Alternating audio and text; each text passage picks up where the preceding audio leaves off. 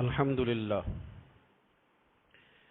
لله الذي ذي العزة والعلا والصلاة والسلام على سيد الأنبياء شمس الضحى بدر الدجى نور الهدى منبع الجود والعطاء أما بعد أعوذ بالله من الشيطان الرجيم بسم اللہ الرحمن الرحیم۔ شہادت ہمارے ہاں بیان ہوتی ہے اس انداز میں کہ لگتا ہے کہ کسی مظلوم بندے کو کسی نے پکڑا ہوا تھا تو وہ سارے اسے مار رہے تھے اور وہ منتیں کر رہا تھا کہ مجھے نہ مارو۔ اتنی ہائے ہائے کی جاتی ہے کہ محسوس ہوتا ہے کہ امام علی مقام بڑے پریشان تھے کہ کسی طریقے سے، اور ان کا خاندان بڑا تکلیف میں تھا کہ جلدی کہیں کربلا سے نکل جائیں۔ حالانکہ اس دھرتی پہ، اس کائنات پہ صبر، شجاعت، استقامت اور حوصلہ جس سے کائنات سیکھے گی وہ صرف امام حسین ہی ہے۔ اتنے بڑے صابر آدمی کے بارے میں اس طرح کا رویہ اختیار کرنا کہ وہ تو گویا اس طرح کر رہے تھے کہ بس کسی طریقے سے میری معذرت، تو یہ امام حسین کی مظلومیت سنا کے لوگوں کو اس طرح کا کر دیا جاتا ہے، یہ انداز بتایا جاتا ہے کہ شاید واقعہ کربلا رونے دھونے کا نام ہے، حالانکہ بات یہ نہیں ہے۔ یزید کی لشکر جو امام حسین کے مقابلے میں آیا، امام حسین کے لشکر کی تعداد 72 تھی، تو یزید نے 22,000۔ مجھے بتائیے 72 کا 22,000 سے کو مقابلہ ہوتا ہے؟ عمر بن سعد نے پھر عبید اللہ ابن زیاد کو لکھا کہ 22,000 بندے تھوڑے ہیں، کچھ بندے زیادہ بھیج۔ تو عمر بن سعد کو عبید اللہ ابن زیاد کہنے لگے کہ تو پاگل تو نہیں ہو گیا، 72 کے لشکر کا 22,000 بھیجا، اور کتنا بھیجوں؟ تو اس نے کہا تمہیں یہ نہیں پتا یہ لوگ کون ہیں؟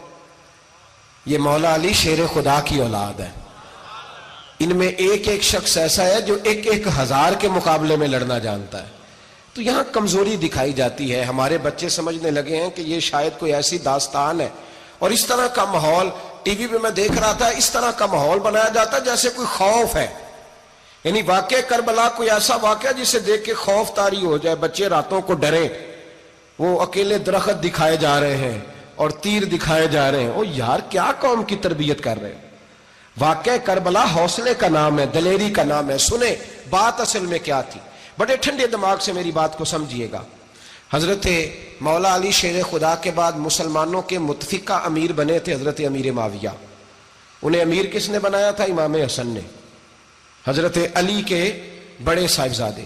حضرت امام حسن نے ان سے صلح کی، انہیں خلافت دی، اور صحیح بخاری میں نبی پاک نے فرمایا تھا میرا بیٹا حسن سردار ہے، جب مسلمانوں کی جماعتوں میں لہو بہ جائے گا تو حسن ان کی صلح کرا دے گا۔ وہ صلح امام حسن نے کرائی، جناب امیر معاویہ امیر بن گئے۔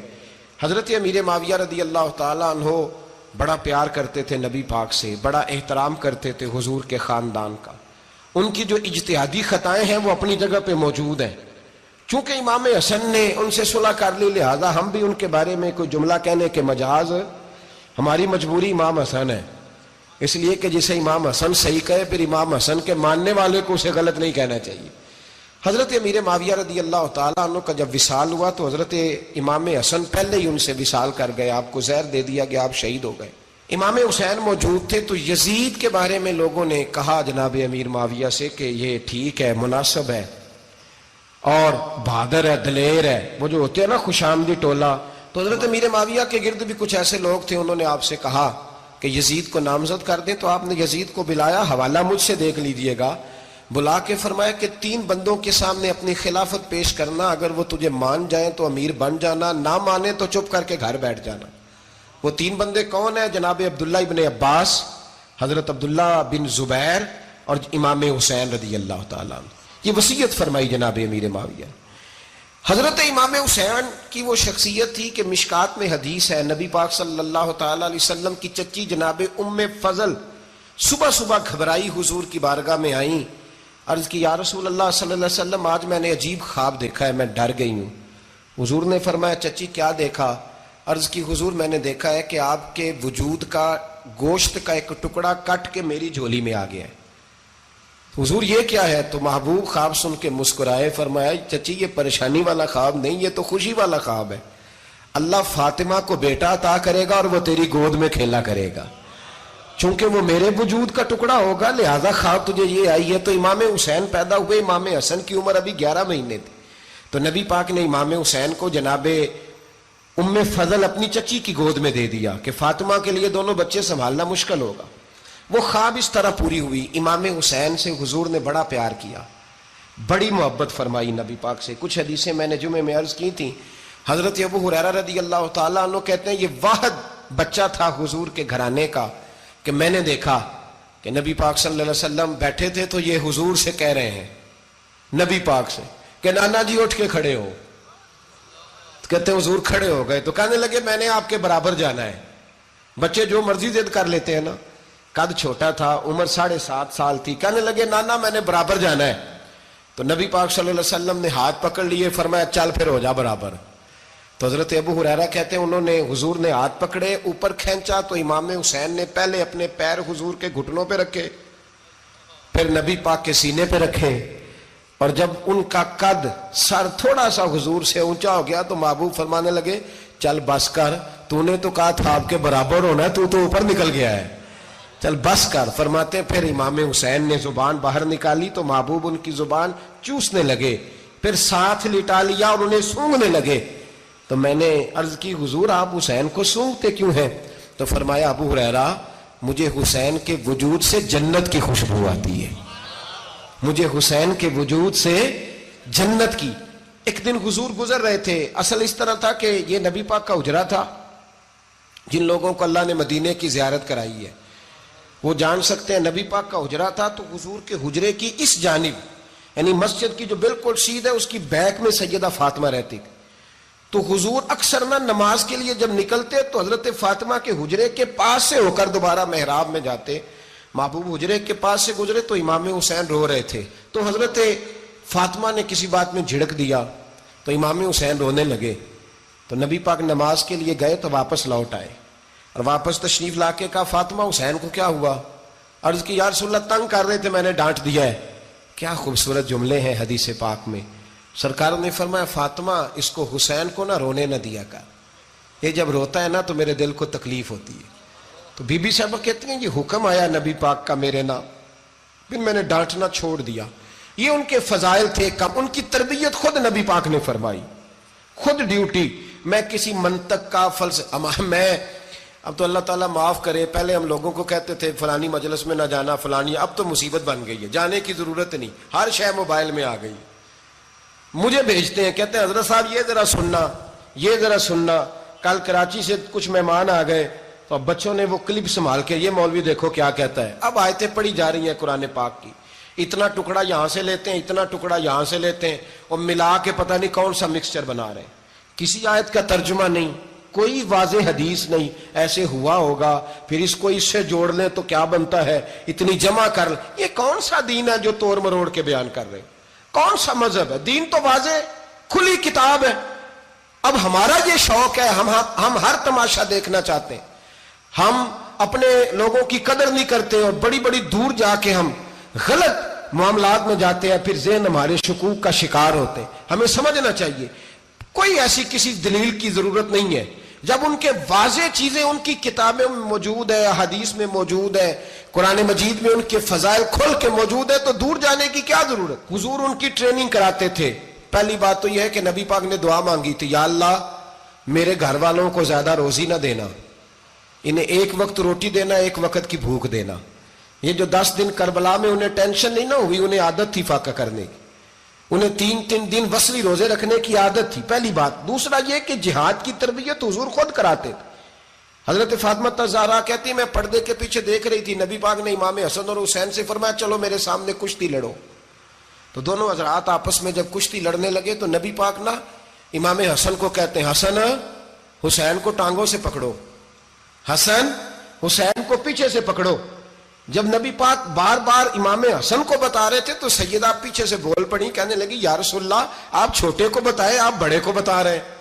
बड़ा तो पहले 11 महीने बड़ा है, तो आप छोटे को बताए बड़े को बता रहे।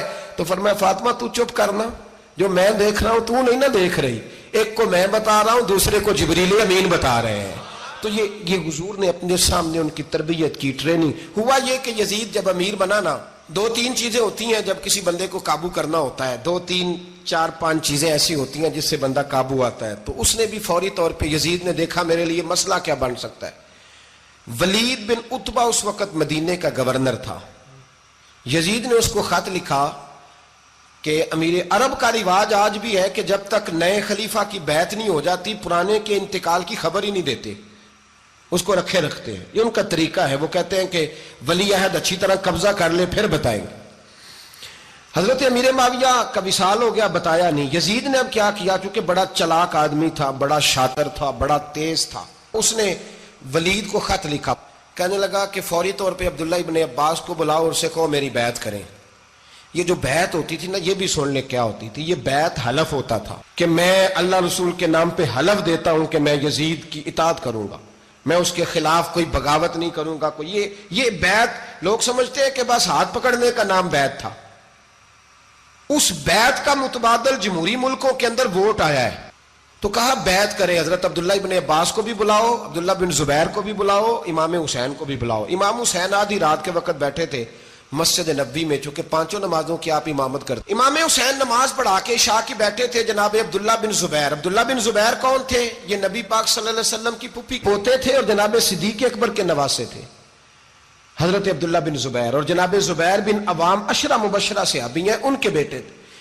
بہت زیرک آدمی تھے. یہ بھی امام حسین کے پاس بیٹھے تھے. عبداللہ ابن عباس بھی تھے جو حضور کے چچا کے بیٹے ہیں, اس امت کے پہلے مفسر ہیں قرآن پاک. یہ لوگ بیٹھے تھے. تو ولید نے ایک بندہ بھیجا, اس نے آ کے کہا جناب آپ کو گورنر صاحب نے بلایا ہے. تو عبداللہ بن زبیر کہنے لگے حسین اس وقت بلانے کی بات سمجھ میں نہیں آئی. تو امام حسین بڑے بصیرت والے تھے, اللہ نے بصیرت دی تھی. کہنے لگے عبداللہ آپ کو سمجھ نہیں آئی, مجھے سمجھ آ گئی ہے, امیر معاویہ وصال کر گئے اور یہ ہمیں جو بلایا گیا ہے نا یہ یزید کی بیعت کے لیے بلایا گیا ہے. تو کہا پھر آپ آدھی رات کو نہ جائیں, آپ کے لیے خطرہ ہوگا. تو امام حسین فرمانے لگے خطرہ حسین کو نہیں ہوتا. نہیں, کہا پھر بھی آپ مہربانی کریں ذرا احتیاط سے جائیں. تو جناب عبداللہ ابن زبیر نے, عبداللہ ابن عباس نے 14 بندے نیزے دے کے تلواریں دے کے امام حسین کے ساتھ بھیجے اور کہا کہ امام حسین اگر اس نے کوئی غلط ملت بات کی نا زبردستی بیعت کرنے کا کہا تو آپ بس کوئی ایک بات اونچی آواز میں کر دینا, یہ سپاہی پیچھے آ جائیں گے. امام حسین ان 14 بندوں کو لے کے گورنر ہاؤس پہنچ گئے. جب آپ وہاں پہنچے اس نے بتایا, اس نے کہا جی حضرت امیر معاویہ انتقال کر گئے اور آپ نے یزید کی بیعت کرنی ہے. تو امام حسین فرمانے لگے میں چھپ کے بیعت نہیں کروں گا, مجمع لگاؤ, جمعے والے دن اعلان کرو. جو طریقہ ہے حضرت ابو بکر صدیق کا, جو طریقہ ہے حضرت عمر فاروق کا, جو انداز حضرت عثمان غنی کا ہے, جو مولا علی کا ہے, سر عام اعلان کرو. اگر ساری دنیا یزید کی بیعت کرے گی تو میں بھی تیار ہوں. تم مجھ سے بیعت لے کے پھر لوگوں کو بتانا چاہتے ہو کہ حسین بیعت کر رہے ہیں تو تم کیوں نہیں کر رہے؟ میں عام آدمی نہیں ہوں, لہذا چھپ کے بیعت نہیں کرتا. جب یہ بات کی نا تو ولید بڑا نرم دل تھا اور امام حسین کی شان کو جانتا تھا. وہ جانتا تھا یہ نبی پاک کا خاندان ہے. اس نے کہا جی مجھے تو حکم تھا, باقی آپ حضور کے نواز ہیں, میں کر کچھ. وہاں ایک بڑا بدبخت شخص بیٹھا تھا عبد الملک بن مروان. وہ ولید سے کہنے لگا کہ اگر حسین آج تمہارے ہاتھ سے نکل گئے تو تمہارے لیے بہت بڑا مسئلہ کھڑا ہو جائے, انہیں جانے نہ دینا, یا بیعت کراؤ یا ان سے کہو جنگ کے لیے تیار ہو. تو امام حسین رضی اللہ تعالیٰ عنہ کے کانوں میں آواز گئی تو فرمانے لگے ابن مرجانہ اگر تیرے اندر جرت ہے تو آ سامنے حسین کے, اس کے کانوں میں باتیں نہ کر, کانا پھوسی نہ کر, باہر آ میدان میں, شرارت نہ کر, باہر آ, میں تمہیں ابھی بتاتا ہوں کہ حسین سے مقابلہ کرنے کا انجام کیا ہے. یہ کہہ کہ امام حسین باہر نکلے, اپنے بھائی محمد بن انفیہ کو بلایا, عبداللہ بن زبیر, عبداللہ ابن عباس, ڈھیر سارے لوگ اکٹھے ہو گئے. فرمایا یہ معاملہ ہے, اب کیا کرنا ہے؟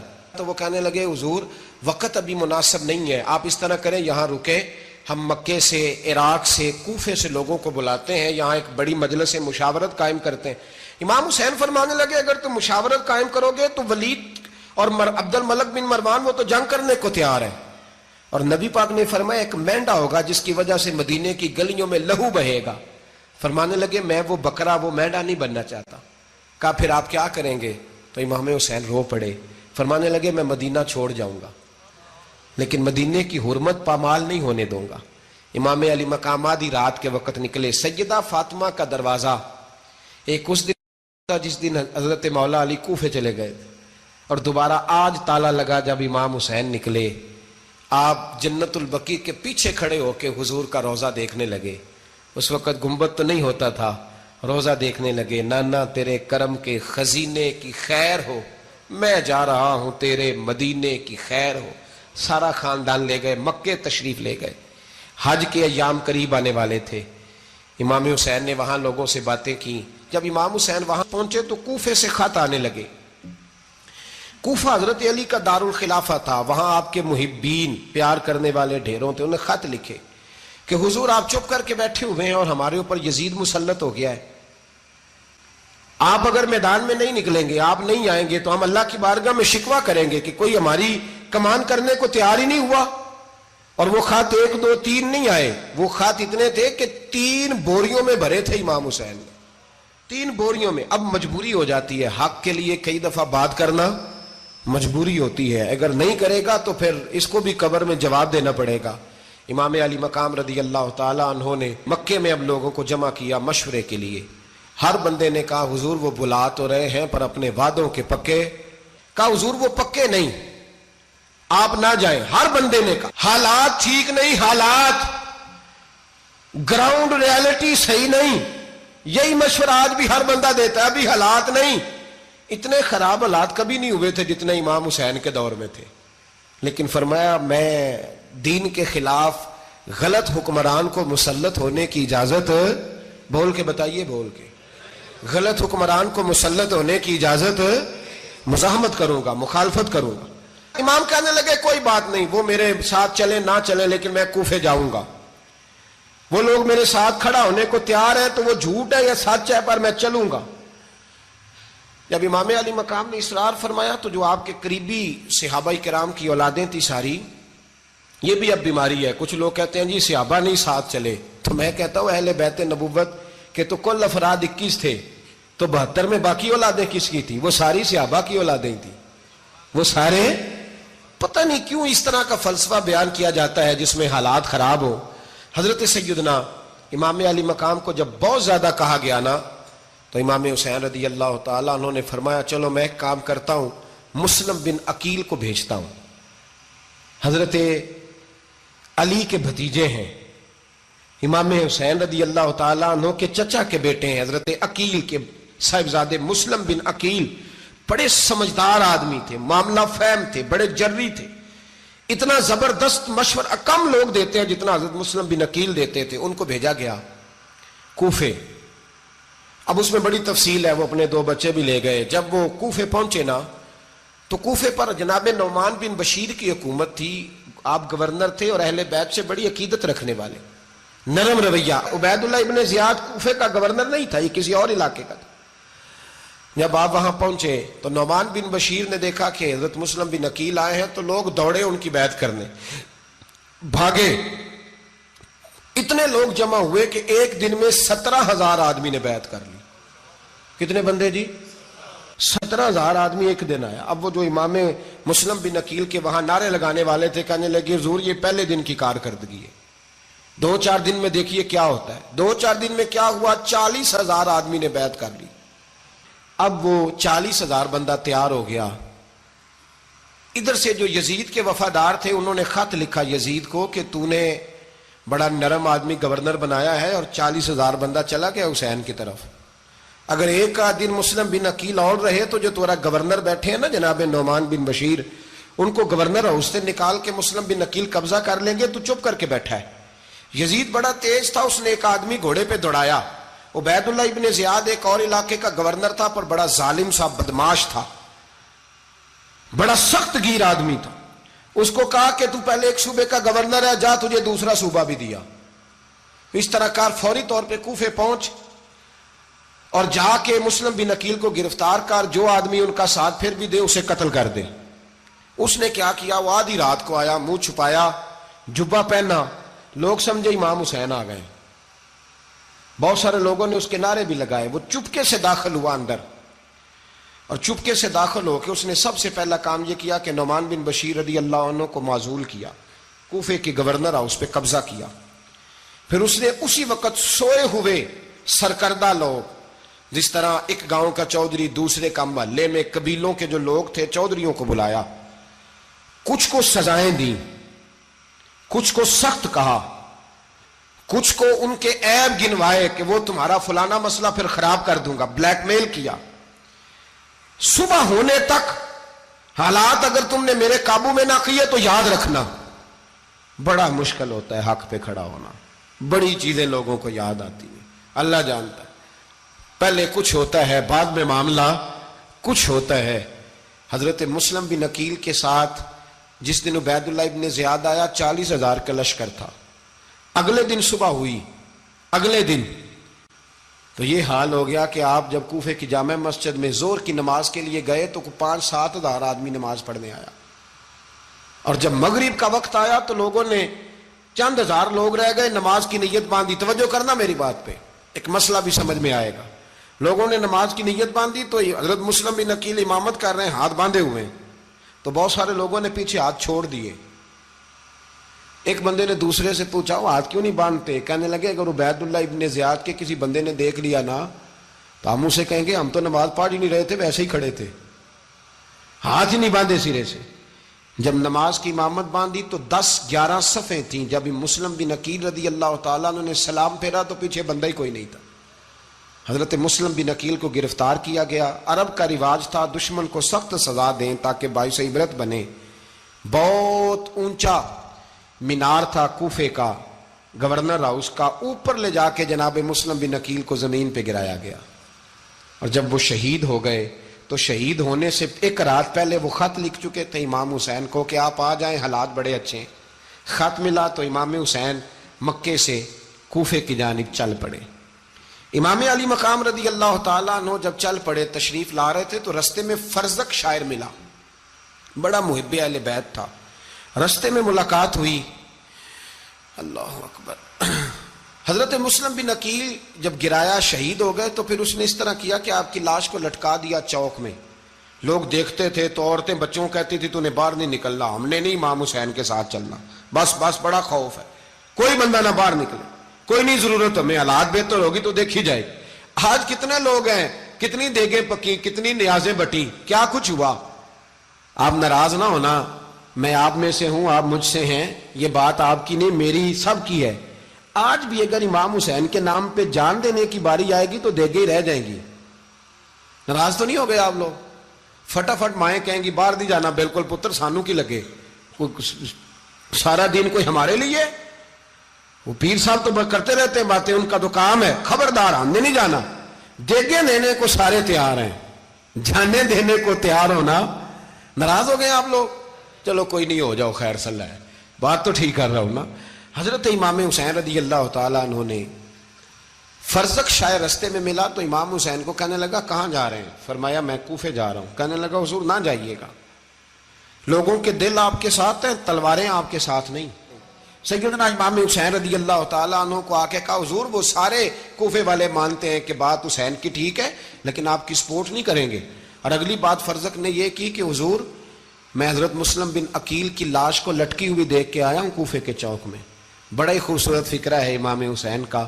فرمانے لگے میرا بھائی لٹکا ہوا تھا, کہیں کسی کے آگے جھکا تو نہیں تھا؟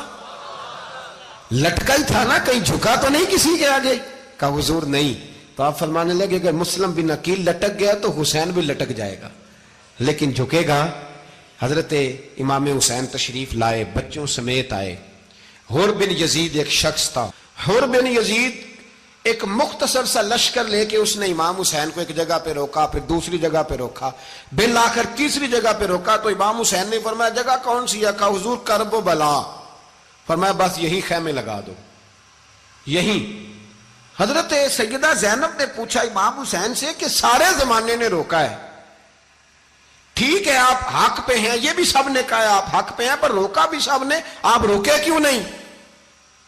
تو ابن کثیر اور ابن اسیر لکھتے ہیں کہ امام حسین رو پڑے. کہنے لگے بہن میں رک جاتا, پر میں نے رات کو نانا مصطفیٰ کو خواب میں دیکھا ہے. تو حضور نے فرمایا حسین اگر آج یہ رواج پڑ گیا نا یزید جیسے لوگوں کا تو قیامت تک پڑا رہے گا. پھر لوگ کہیں گے کوئی نکلا نہیں تھا تو ہمیں بھی نکلنا. پھر لوگ ظالموں کے سامنے گردنیں جھکانے کے عادی ہو جائیں.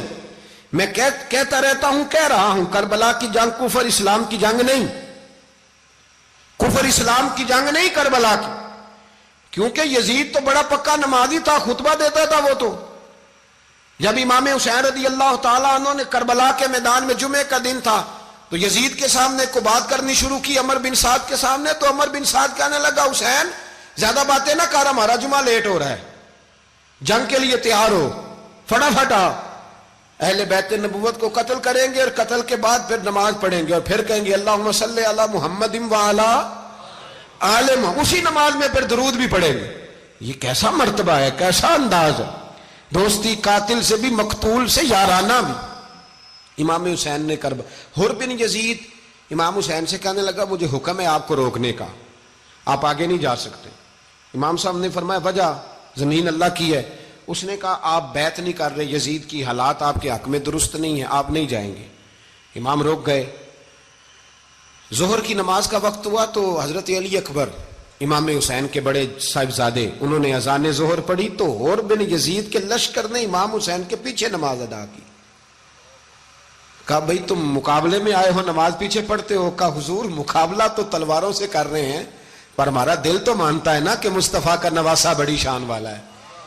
حر بن یزید نے 3 نمازیں لشکر سمیت امام حسین کے پیچھے پڑھی ہیں، 3 نمازیں، ظہر عصر اور مغرب۔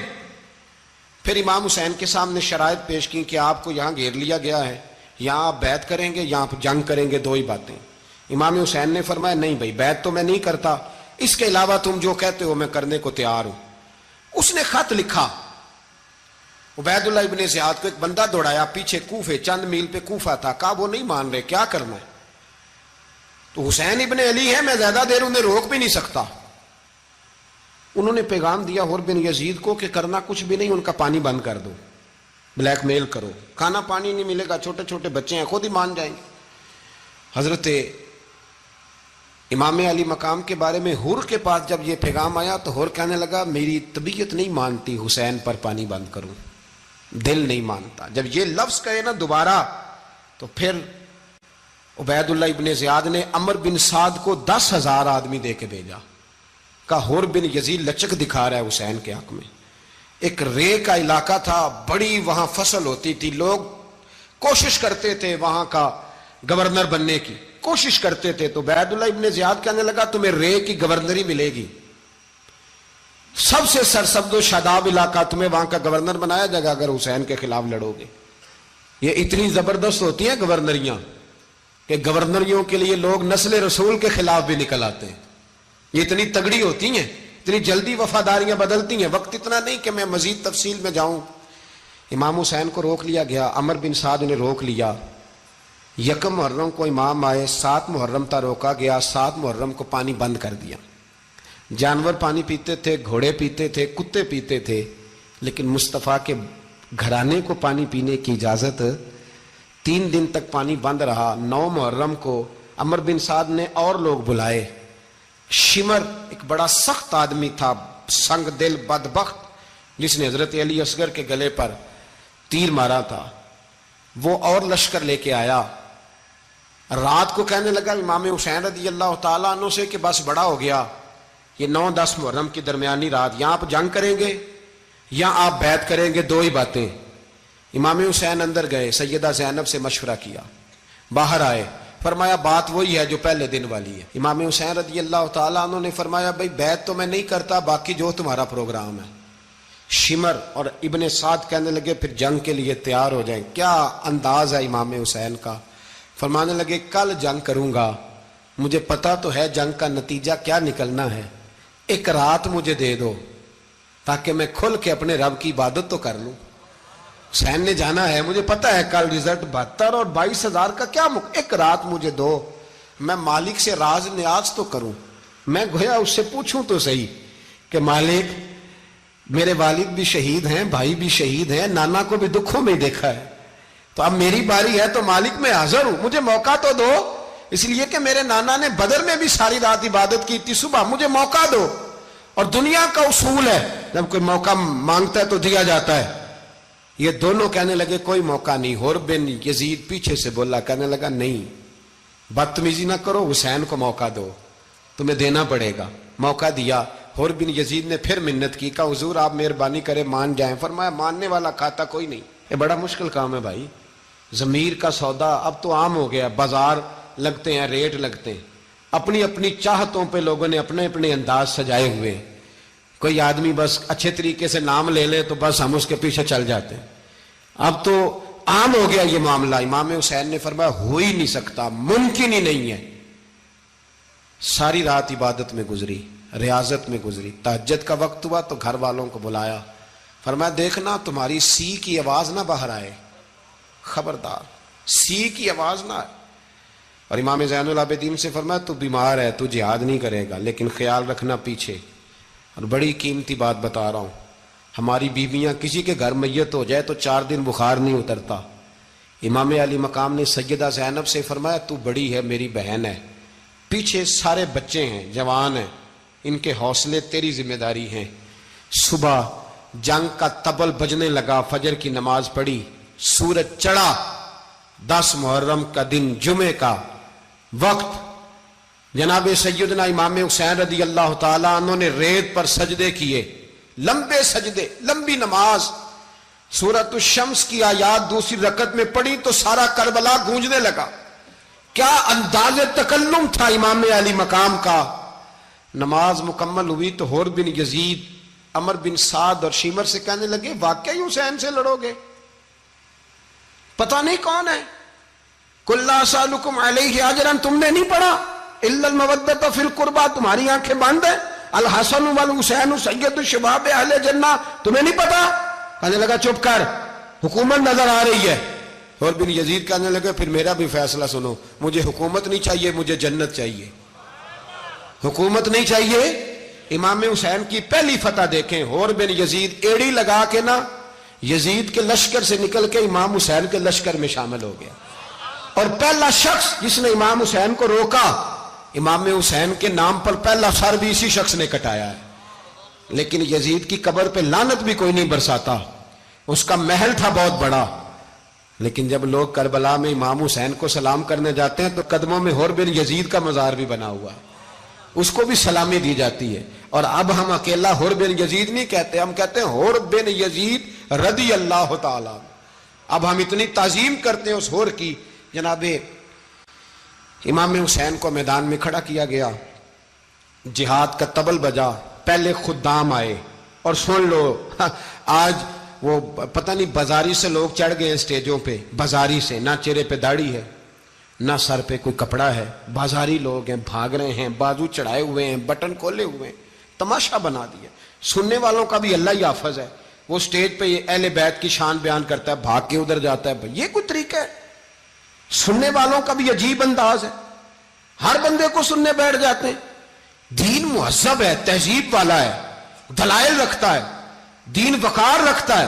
ایسے لوگ اب دین بیان کریں گے؟ حضرت سیدنا امام حسین رضی اللہ تعالیٰ عنہ صبح جب جہاد کا وقت آیا، پتہ ہے کون کون تھے کربلا میں؟ امام حسین کے ساتھ امام حسین کے 4 بھائی تھے کربلا میں. کتنے؟ بول کے بتائیں. حضرت علی کے 4 بیٹے، عباس بن علی، جن کو حضرت عباس کہا جاتا ہے نا، علمدار، یہ حضرت علی کی دوسری زوجہ میں سے. عباس بن علی بھی تھے اور ابو بکر بن علی بھی تھے، عمر بن علی بھی تھے، عثمان بن، یہ حضرت علی کے بچوں کے نام ہیں. یہ آپ کے شہزادے امام حسین کے ساتھ شہید ہوئے. ان کا نام صرف اس لیے نہیں لیا جاتا کہ ان کا نام خلفائے ثلاثہ کے نام پہ، حضرت علی نے اپنے یاروں کے نام پہ رکھا ہے، تو تم نے کربلا کے میدان سے خارج کر دیا. یہ تینوں شہزادے حضرت جناب سیدنا امام حسین کے ساتھ تھے، یہ بھی شہید ہوئے. حضرت جناب زینب امام حسین کی سگی بہن ہے، ان کے 2 بچے تھے، اون و محمد. جب امام حسین میدان میں جانے لگے تو جناب زینب بچوں سے کہنے لگی نہ، پہلے بھائی نہیں جائے گا، پہلے بھانجے جائیں گے. 2 بچے شہید ہوئے. حضرت قاسم بن حسن امام حسن کے بیٹے تھے. وہ جب میدان میں جانے لگے تو امام حسین نے کہا نہیں بھائی تو نہیں جائے گا، تو میرے بھائی کی نشانی ہے، میں جاؤں گا. تو حضرت قاسم بن حسن نے ایک تعویذ کھول کے دیا کہ ابا جی میرے والد نے کہا تھا جب بڑی مشکل آ جائے تو تعویذ کھول کے دیکھنا. تو آج بڑی مشکل آئی ہے تو میں نے تعویذ کھولا ہے، تو یہ دیکھیں کیا لکھا ہے. یہ تو رکا ہے، تعویذ ہے ہی نہیں. جب کھول کے دیکھا تو اس پہ لکھا تھا قاسم اگر حسین پہ کوئی کڑا وقت آ جائے تو بیٹھ کے آگے آگے رہنا، اگر کڑا وقت میرے بھائی پہ کبھی آ جائے نا دیکھنا اس کے آگے آگے چلنا. اسے حسن کی کمی نہ محسوس ہو، پائیاں جہا ساک نہیں کوئی جے وچ خار نہ ہوئے۔ سیدنا امام حسین پہلی دفعہ کربلا میں اس وقت روئے جب یہ رکا، آپ نے دیکھا تو فرمایا ٹھیک ہے، اگر حسن کی یہ وصیت ہے تو میں نے زندگی میں اگر ان کی ہر بات مانی ہے اب بھی مانوں گا، تمہیں اجازت ہے۔ جناب قاسم بن حسن 16 سال کا جوان جب میدان میں نکلے تو ہائے ہائے پتہ نہیں کہاں سے آ گئی ہے۔ امام قاسم بن حسن جب میدان میں نکلے تو تبری سے لے کر علامہ ابو الاسناد صاحب سب کو پڑھ کے تو دیکھو، 3 دن کی پیاس ہے، شدید آزمائش ہے، دکھ ہے، تکلیفیں ہیں، پھر بھی پہلی دفعہ جب میدان میں گئے ہیں واپس آئے ہیں 19 لوگوں کو قتل کر کے واپس آئے۔ سناؤ قصہ خیبر کو، تمامی اپنے بچوں کو، علی کی داستان سن کے دلوں سے ڈر نکلتا ہے، علی کی داستان سن کے دلوں سے، یہ جو بچے ڈر رہے ہیں نا وہ چمگادڑ آ گئی، کاکروچ آ گیا، یہ خوف نکل جائے گا اگر حضرت قاسم بن حسن کی بات سنیں گے۔ درجنوں لوگ آپ نے قتل کیے۔ ایک دفعہ آئے، کہا چاچا یزید کا لشکر تو بڑا ہی بزدل ہے، اگر چند قطرے پانی میرے حلق سے گزرے تو میں سارے کاٹ کے لے آؤں گا آپ کے پاس، چند قطرے۔ لیکن تھوڑی دیر گزری، عمر بن سعد کہنے لگا اکیلے اکیلے جاؤ گے تو علی کا پوتا ہے، یہ سب کو مار دے گا، کٹھے جاؤ۔ چاروں جانب سے تیر برسے، ایک تیر لگا آ کے گردن کے پیچھے، بس جناب سیدنا قاسم بن حسن گھوڑے سے نیچے گرے تو جناب زینب حوصلہ کر کے آنسو سمیٹ کے کہنے لگی میں دیکھ رہی ہوں پردے کے پیچھے سے حسین میرے بھائی کا بیٹا گر گیا ہے، جا اسے اٹھا کے لا۔ حضرت امام حسین ان کو اٹھا کے لائے تو امام حسین نے سینے سے لگایا ہوا تھا تو ان کے پیر، ان کا قد لگتا تھا امام حسین سے زیادہ ہے، اٹھا کے لایا، لٹا دیا گیا۔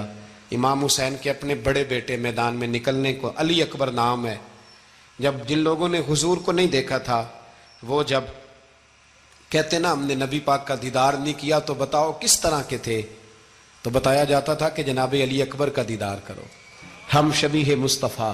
اور جب وہ گلیوں میں نکلتے تھے تو عورتیں چھتوں پہ چڑھ جاتی۔ جناب علی اکبر رضی اللہ تعالیٰ عنہ تلوار لے کے میدان میں نکلے، جوان بیٹے دینے بڑے مشکل۔ او یارو رٹا کیا ہے یہ تو بتاؤ، کہ ظالم آدمی حکمران، یار یہ رٹا ہے، ایک ظالم کا رستہ روکنا ہے، اس رٹے کے لیے ہم شبیہ مصطفیٰ۔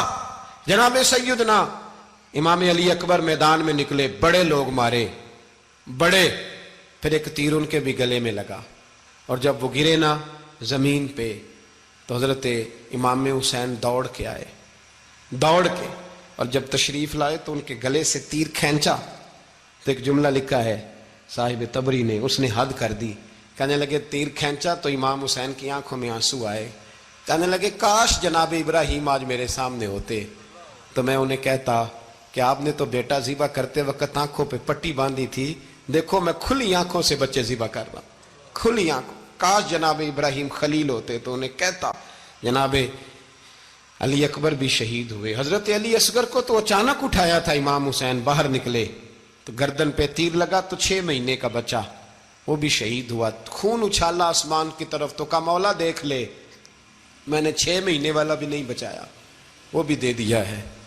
پھر حضرت عباس کو بیٹیوں نے کہا کہ اب نہ، کچھ کہتے ہیں پہلے شہید ہوئے، کچھ نے لکھا بعد میں، کہ اب ہم سے پانی کے بغیر نہیں رہا جاتا، تو جناب عباس پانی کا مشکیزہ لے کے نکلے باہر، ایک ہاتھ کٹا، دوسرے پہ مشکیزہ وہ بھی کٹا، پھر پانی تو بھر لیا تھا لا نہ سکے، پھر گردن کٹی تو شہید ہوئے۔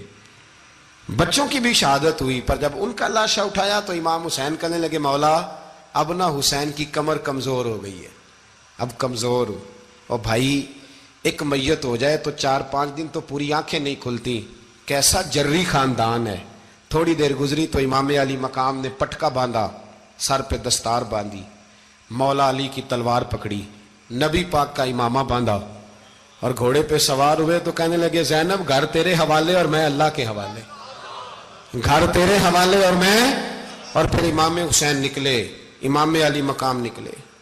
راوی کہتے ہیں کہ یہ جلوہ پہلے بھی بڑے سونے تھے پر آج جو رنگ دیکھا وہ کبھی نہیں دیکھا، کیا انداز تھا، جدھر جاتے نعرہ لگاتے تو حد ہو جاتے۔ اتنے لوگ امام حسین نے کاٹے، اتنے کاٹے، پھر واپس پلٹ کے آئے اور کہنے لگے زینب ذرا پردے کے پیچھے سے دیکھ تو صحیح میری بہن، ان بزدلوں کو جرت ہی نہیں ہو رہی حسین کے مقابلے میں آنے کی، ایک دوسرے کو دھکا دیتے، تو جا تو جا، پھر اکٹھے وار ہوئے۔ یہ کون ہے کٹا ہوا، لباس ہے پھٹا ہوا، یہ بال یقین حسین ہے، نبی کا نور عین ہے۔ پھر چاروں جانب سے تیر برسے تو امام علی مقام چونکہ نماز کا وقت ہو گیا تھا، اترے گھوڑے سے، خون بہ رہا تھا، گرم ترین ریت سے تیمم کیا، سر سجدے میں رکھا، اور جب شمر آپ کی گردن کاٹنے لگا تو کہنے لگے ٹھہر جا ذرا رب سے ایک بات کر لینے دے، اور پھر بولے امام حسین، کہنے لگے مالک تو اب بتا کہ حسین سے راضی ہے کہ ناراض ہے، تو بتا۔ تو پھر ایک آواز آئی، یا ایتھا النفس مطمئنہ ارجعی الی ربک راضیۃ مرضیہ، فرمایا نفس مطمئنہ واپس آ جا، تو اللہ سے راضی ہے، اللہ تجھ سے راضی۔ امام حسین وہاں شہید ہو گئے۔ اب یہ قافلہ امام حسین کا سر کاٹ، ذرا دیکھنا غور کرنا، سر کاٹ کے نیزے پہ رکھا ہے، جسم کربلا میں پڑا ہے، عورتوں کو گھوڑوں پہ بٹھا کے لے جایا گیا یزید کے دربار میں۔ یزید پہلے عبید اللہ ابن زیاد نے بدتمیزی کی، پھر یزید نے کی۔ سعودی عرب کا ایک مولوی بول رہا تھا، سعودی عرب کا، ان سے بھی بڑا عشق ہے، جس نے تقریر سننی ہو میرے پاس ہے۔ ہمیں لوگ مشورے دیتے ہیں کہ جو یزید کو اچھا کہے اور حسین کو باغی کہے اس کو ہم امام مان لیں، اس بے شرم بے حیا کو جو نبی پاک کے گھرانے کے بارے میں بکے اسے امام۔ سعودی عرب میں مسجد نبی میں درس دینے والا جس نے تقریر سننی ہو میرے پاس ہے۔ وہ کہتا ہے یزید تو بڑا اچھا آدمی تھا، اس نے تو بڑی خدمت کی، تو میں نے اسے کہا رشتہ داری کر لیا یزید کے ساتھ، قریب ہو جا۔ شرم نہیں آتی؟ آج بھی نبی پاک کا دل دکھاتے ہو، حیا نہیں آتی، خیال نہیں آتا؟ اور لوگ گھر میں بیٹھ کے باتیں کرتے ہیں، کہتے ہیں جی جو بیت اللہ میں ہو وہ بھی برا ہو سکتا ہے۔ بیت اللہ میں تو 360 بت بھی تھے، وہ اچھے تھے۔ مدینے میں تو 360 منافق بھی رہے، پوری سورہ منافقون نازل ہوئی، وہ اچھے تھے۔ عجیب تماشا بنا دیا لوگوں نے مذہب کا۔ وہ آج بک رہا ہے، آج میرے پاس ویڈیو آئی ہے، کہتا ہے یزید نے تو بڑی خدمت، تو عبید اللہ ابن زیاد نے قتل کیا۔ بے شرمو، اگر عبید اللہ ابن زیاد نے بھی قتل کیا تھا تو حکومت کس کی تھی؟ بولے، بول کے بتائیں۔ تو پھر یزید نے عبید اللہ ابن زیاد کو سزا کیوں نہیں دی، بلکہ ایک جگہ 2 گورنریاں دی اس کو؟ یہ حال کیا۔ بلکہ سنو جو حدیث پاک میں آتا ہے وہ یہ ہے کہ یزید چھڑیاں مار رہا تھا، چھڑیاں امام حسین کے لبوں پہ۔ تو نعمان بن بشیر صحابی تھے، بول پڑے، کہنے لگے او یزید بدبخت، ہاتھ پیچھے اٹھا، مجھے اللہ کی عزت کی قسم میں نے سینکڑوں بار نبی پاک کو ان ہونٹوں کو چومتے دیکھا ہے۔ حضرت جناب زینب عورتوں کے مجمع میں پیچھے ہو کے بیٹھی ہیں۔ یزید کے پاس جب پہنچا لشکر تو یزید کہنے لگا دیکھو اللہ نے مجھے عزت دی اور میرے مخالفوں کا کیا حال ہوا۔ تو بی بی زینب بول پڑی، اتنے صدمے سہے پر آواز توانا ہے، جاندار ہے۔ حضرت سیدہ زینب نے جب سنا نا کہ یہ کہہ رہا ہے کہ مجھے اللہ نے عزت دی، تو جناب زینب بولی۔ نعمان بن بشیر کہتے ہیں بی بی بولی، اتنے صدمے ہیں پر جناب زینب بولی اللہ اکبر، اس انداز میں بولی کہ پہلے قرآن مجید کی آیت پڑھی، کہنے لگی وَتُعِزُّ مَن تَشَاءُ وَتُذِلُّ مَن تَشَاءُ بِيَدِكَ الْخَيْرُ إِنَّكَ عَلَىٰ كُلِّ شَيْءٍ قَدِيرٌ۔ اور پھر کہنے لگی یزید تو بکتا ہے، کہتا ہے کہ تو عزت والا ہو گیا، یہ تیری حکومت ہے، 4 دن گزرنے دے، تجھ پہ کوئی لعنت بھی نہیں برسائے گا، اور میرے بھائی کا قیامت تک ممبروں میں اور خطبوں میں ذکر ہوا کرے گا، وقت گزرنے دے۔ جب جناب بی بی زینب بول رہی تھی تو حضور کے ایک نابینا صحابی پاس بیٹھے تھے، جناب نعمان بن بشیر کا ہاتھ ہلایا، ہلا کے کہنے لگے کیا علی آ گئے؟ تو علی کی آواز لگتی ہے، جبریل امی بول رہے ہوں جیسے، حکمت کے گوہر رول رہے ہوں جیسے، دربار دمشق میں بی بی زینب کا خطاب، منبر پہ علی بول رہے ہوں جیسے۔ میرے بھائی بس کربلا والا قافلہ تو مدینے پہنچ گیا، 3 سال یزید نے حکومت کی، شرابیں عام ہو گئی، مکے پہ حملہ ہوا، خانہ کعبہ کا غلاف جلا، مدینے پہ اس نے حملہ کیا، 3 دن مسجد نبوی میں اس نے گھوڑے باندھے، مسجد نبوی میں صحابہ کو نکال کے اپنا اس نے امام مقرر کیا، لیکن پھر امت نے اسے قبول نہ کیا، پھر وہ رسوا ہوا اور آج تک وہ رسوا ہے۔ لیکن امام حسین کا نام کل بھی زندہ تھا اور آج بھی